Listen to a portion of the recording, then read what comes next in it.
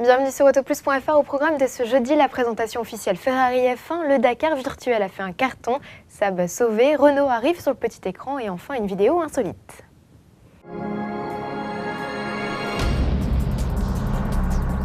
Cela s'est passé ce matin. Ferrari a révélé de manière très officielle dans son fief de Maranello en Italie sa nouvelle monoplace engagée en Formule 1.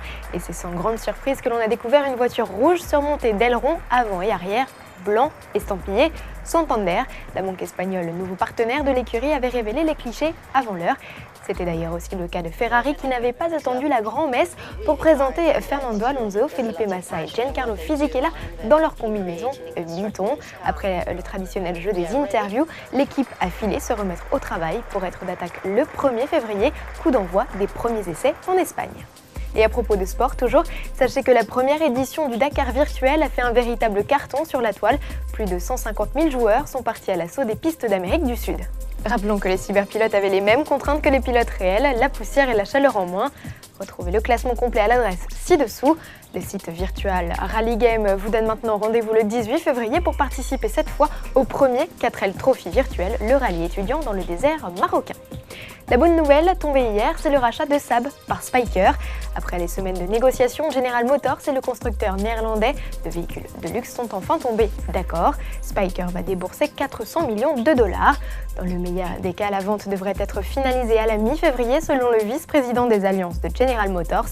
GM a d'ores et déjà annoncé son soutien technique à l'entité Saab Spyker Automobile à suivre.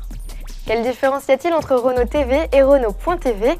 Eh bien, l'une anime la toile depuis mars 2009, tandis que l'autre débarque sur le petit écran aujourd'hui. Renault lance en effet ce 28 janvier sa propre chaîne de télévision en France sur le canal 349 de CanalSat et en Angleterre sur Sky Guide 883. Losange va diffuser 24 heures sur 24 de l'information sur ces derniers modèles, mais aussi des magazines comme les coulisses de la F1 ou des voyages dans le temps.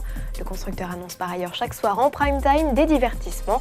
Les candidats devront par exemple répondre à un quiz et relever des défis à bord d'un Renault Espace. Alors que pensez-vous de ce concept ? Nous attendons vos réactions dans notre forum rubrique Actualité. On termine ce journal avec une vidéo insolite. Vous avez certainement dû voir des garages étriqués. Celui-là décroche sans hésiter une médaille d'or. Et le propriétaire, un Belge d'une 60aine d'années, le prix spécial du jury pour ses manœuvres au millimètre. Merci de nous avoir suivis et à demain.